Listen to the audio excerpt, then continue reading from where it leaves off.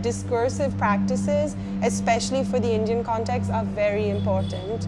It's kind of an interesting question to think about what super hyper localized art scenes can do. And I think as a critic, for me, it's been about pulling that context. And Trishla, the director of TIFA, has also, spearheaded that in many ways, which is, she ties things to the context.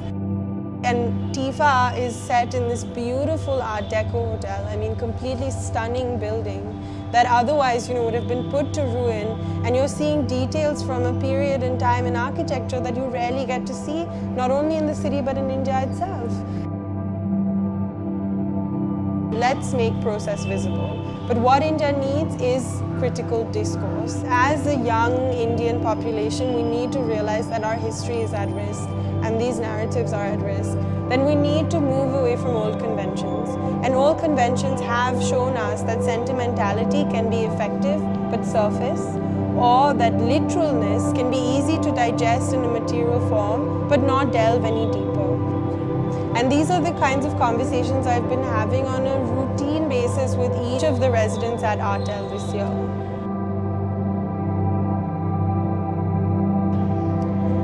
So nowadays, life is moving so fast. Not only life, the world is moving so fast. And especially with communications and the internet coming, distances and objects have been literally removed out of our path. So everything seems to me so transient that I don't know if we can really define the present moment clearly anymore. So through my work, I want to just look back at the past through objects. I feel we need to hold on to these objects because, there may be lessons and ideas that we need to still draw from them and not forget them back on the way. And I want to see wow, what are we giving up? When I was talking to Sky, I was trying to understand why is this belonging so important and what is this relationship giving to me, So thinking upon that, I realized that even objects have values and properties and which we imbibe over the years because we keep looking at them, interacting with them, so that interaction is not an empty interaction. This residency, I want to talk about my relationship with objects, and I want people to think about their relationship with objects they have grown up with. Different things like time, how the object has changed, that process of change, and how I have changed. So all these topics I want to weave my way through.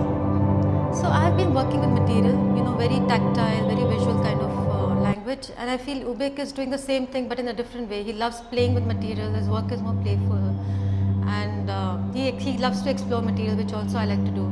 So I think I would like to see what his take on it is.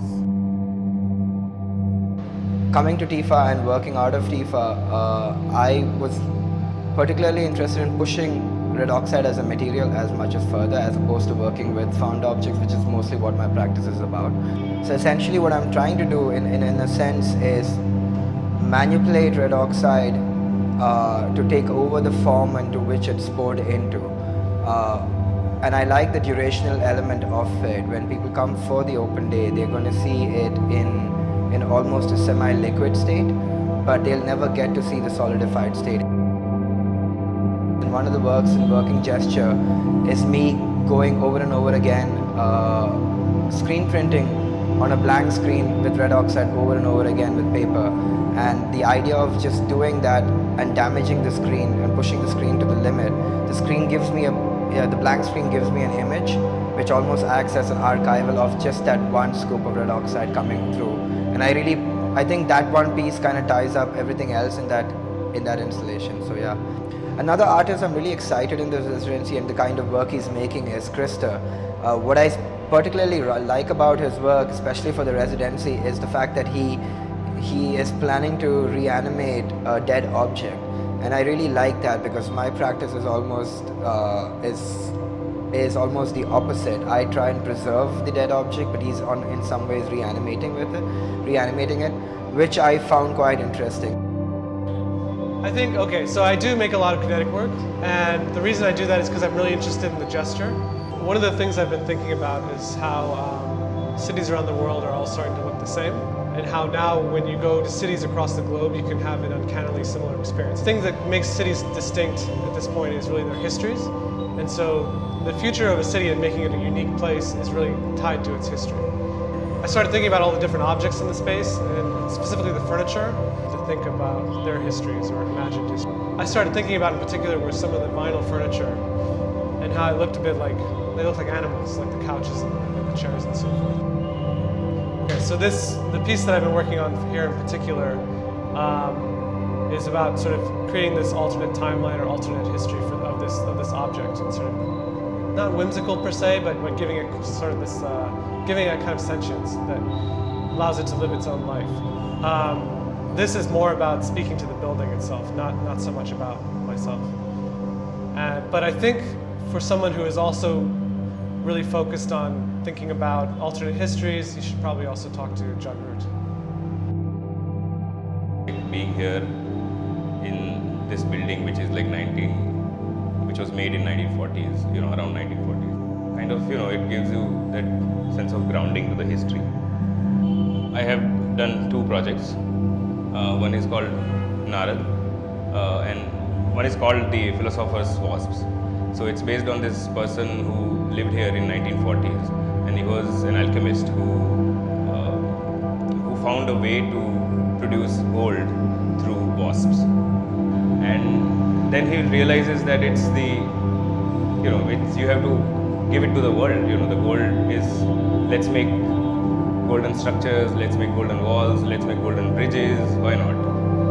And that's what drew him to do the walls of TIFA as gold, because this is where he was.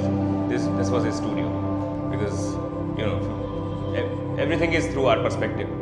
It's human beings who have kind of an idea about history.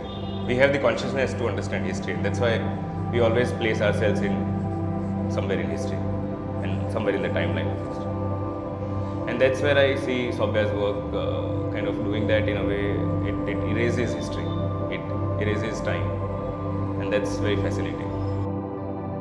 What I understand of Futures of Past is that, like I understand it as an experience of a moment where, one's past, present, and the idea of future sort of, fuse together in a moment. And I think that's exactly what's happening in my works as well. So I'm using some family photographs of visits to various places of pilgrimage as a starting point. I chose this site under construction because I think it resonated with the idea of transience, abandonment.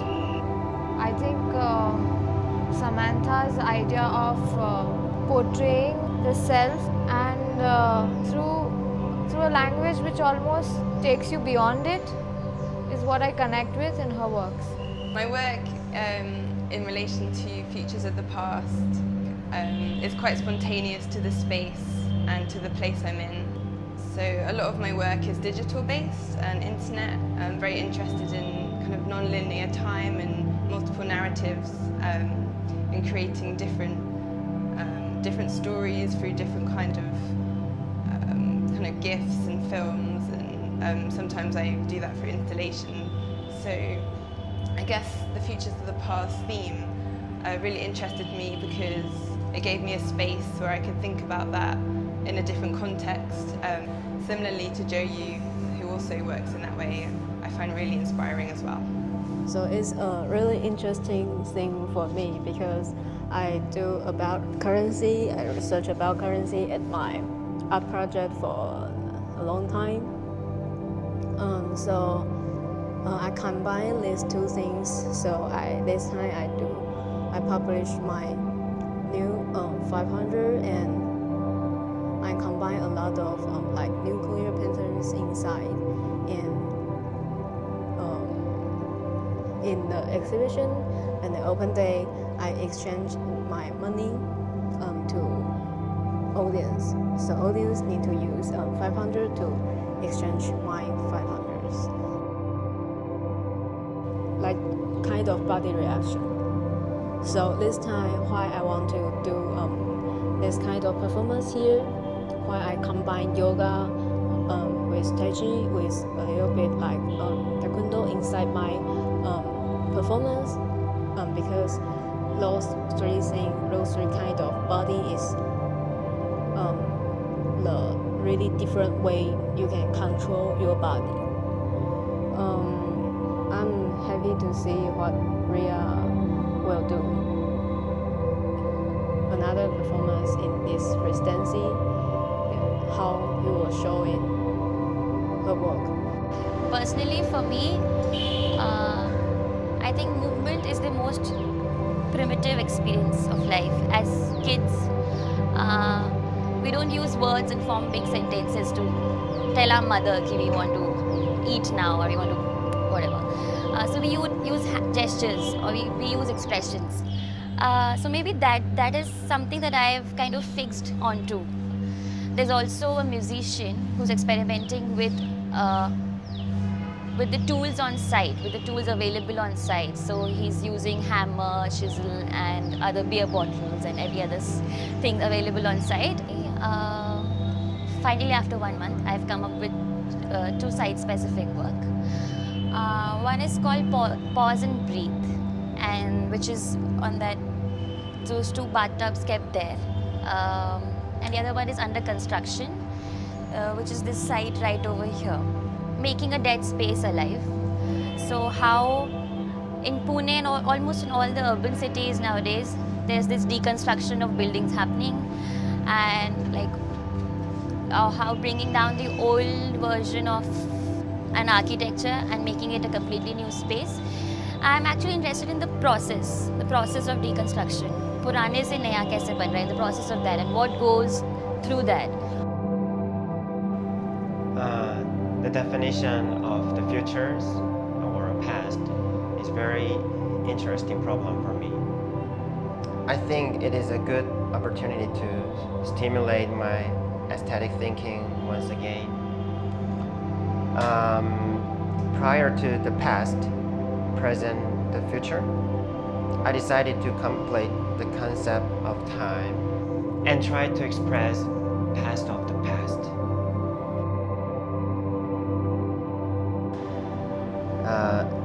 India and especially Pune gave me a lot of inspiration as an artist. In addition, I was able to put various images of Pune in my film. Thank you. It is a great honor and joy to be a director of photography. I wish it was some sort of stimulus. Time is non-linear, and I want my image to be analyzed non-linearly. Yeah, because everyone think the time is linear, like a past, present, future. So yesterday, today, and tomorrow. But it's comfortable to use the time or think the time, but I don't think that is time.